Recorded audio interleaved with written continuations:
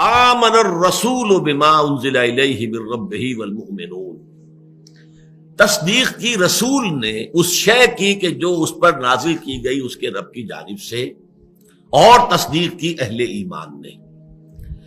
یہاں بڑا ایک اہم مسئلہ زیر بحث ہے، وہ یہ ہے کہ یہ تصدیق کی اصل بنیاد کیا ہوتی۔ پہلی بات تو یہ کہ یہ آیت اس اعتبار سے بڑی ہمارے دل کو لگنے والی آیت ہے کہ اس میں حضور کے لیے بھی ہے کہ حضور بھی ایمان لائے ہیں۔ اصل میں تو ایمان جو ہے وہ حضور پر ایمان ہے، ہم حضور پر ایمان رکھتے ہیں صلی اللہ علیہ وسلم، لیکن یہ کہ یہ مرحلہ حضور پر بھی آیا ہے، حضور بھی ایمان لائے ہیں۔ اور قرآن مجید میں بعض مواقع پر کہا گیا آپ یہ کہہ دیجئے انا اول المومنین انا اول المسلمین، سب سے پہلا ایمان لانے والا تو میں ہوں۔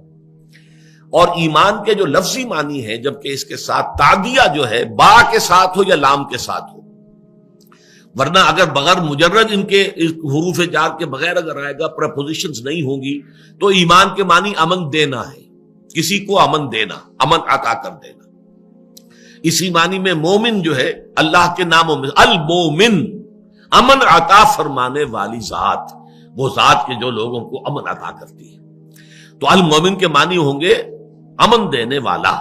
لیکن جب یہ با آ جاتا ہے یا لام میں سرسری طور پر، اور با جو ہے وہ ہے یقین اور وثوق اور گہرائی کے ساتھ، تو اس کے معنی ہوتے ہیں تصدیق، پورے یعنی سمجھئے کہ قلب کی گہرائی سے کسی شے کی تصدیق کرنا۔ تو یہ ایمان با، ایمان باللہ، ایمان بالرسول، ایمان بالآخرہ، ان چیزوں کی تصدیق کرنا پورے قلب کی گہرائی کے ساتھ، شعور کی گہرائیوں کے ساتھ۔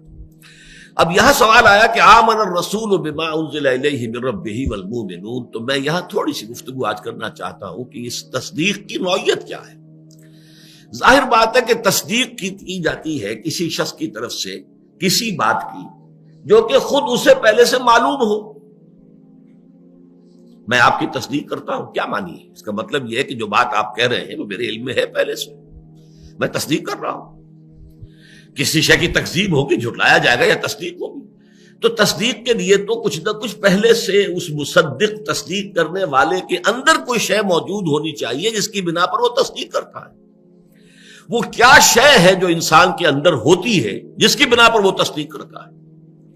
یہ ہے اصل مسئلہ، ماہیت ایمان کو سمجھنے کے لیے بات کہ در حقیقت ایمان جو ہے وہ قلب انسانی کی مکین ہے، روح انسانی، اس روح انسانی میں یہ ایمان موجود ہے، صرف ذہول کے پردے پڑ گئے ہیں، غفلت کے پردے پڑ گئے ہیں، اپنی دنیاوی مشغولیات میں آ کر ادھر توجہ نہیں ہوئے، دل کی طرف اور روح کی طرف کسی کا کوئی رجحان ہی نہیں ہے، اس وجہ سے وہ باتیں جو ہے وہ ذہن سے نکلی ہوئی ہیں، ادھر توجہ ہی نہیں ہے، وہ آپ کے فوکس آف اٹینشن کے اندر نہیں ہے، ورنہ وہ تو اندر ہے۔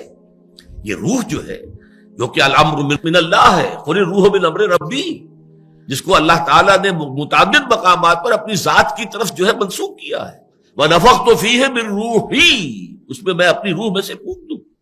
سورہ سجدہ میں بھی وَنَفَخَ فِيهِ مِن رُوحِهِ، اللہ نے اس میں اپنی روح میں سے پھونک دیا۔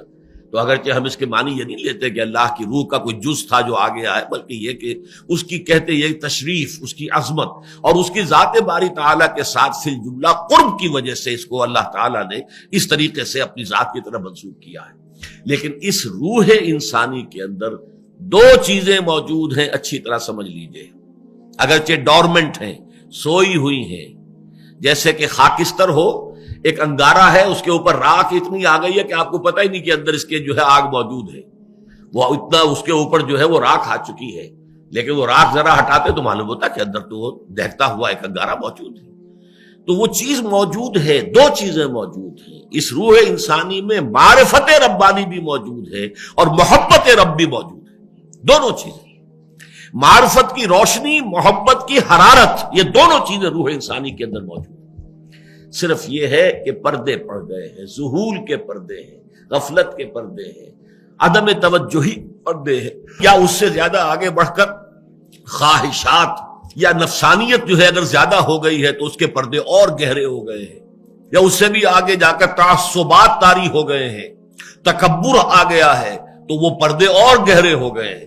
لیکن یہ کہ یہ تو درجہ بدرجہ اس در حقیقت وہ جو حجابات ہیں ان حجابات کی لطافت یا ان کی کثافت کے مختلف درجات ہوں گے.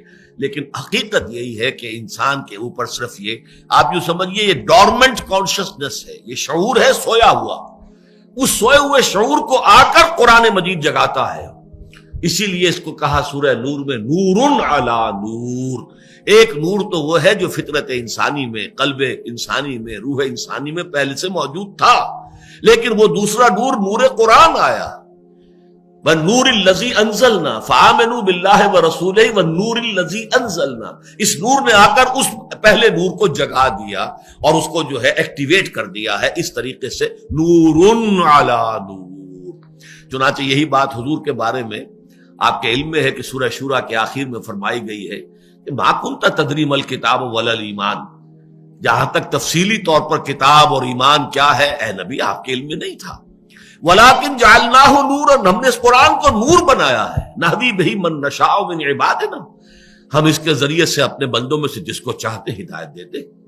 وَإِنَّكَ لَتَهْدِي إِلَىٰ صِرَاطٍ مُسْتَقِيمٍ. اب جب یہ قرآن آپ پر نازل ہو گیا, آپ کے وجود میں سرایت کر گیا, آپ کا باطن اس سے جگمگا اٹھا, منور ہو گیا, اب آپ ہدایت دیں گے نوع انسانی کو. إِنَّكَ لَتَهْدِي إِلَىٰ صِرَاطٍ مُسْتَقِيمٍ. گویا کہ آپ مجسم, آپ بن گئے ہیں وہ لائٹ ہاؤس, وہ روشنی کا مینار کہ جو جہازوں کو راستہ بتاتا ہے اور بتاتا ہے, خبردار کرتا ہے کہ ادھر چٹان ہے ادھر مت جانا. تو آپ کی حیثیت اب اس مینار نور کی ہے کہ جو نوع انسانی کے لیے ہدایت کا ذریعہ بنے گا.